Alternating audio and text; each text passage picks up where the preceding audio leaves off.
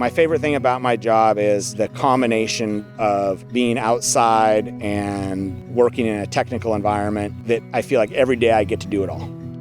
For me, it's one of those things where I think I really found what I was looking for. So much science and things that I'm very interested in. And I, in particular, run the growing operations for our company. We're a grower, packer, shipper at Columbia Reach and Chihuahua Orchards. And we've always been working towards precision farming.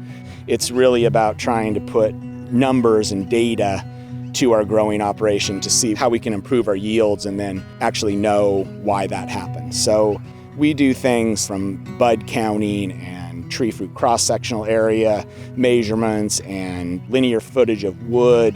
And we go out and we count buds in the dormant to see how many buds are there on the tree before we start pruning. That helps us understand what the crop load would look like. And so there's just a lot of opportunity to deal with the nerdy side, which is I kind of enjoy.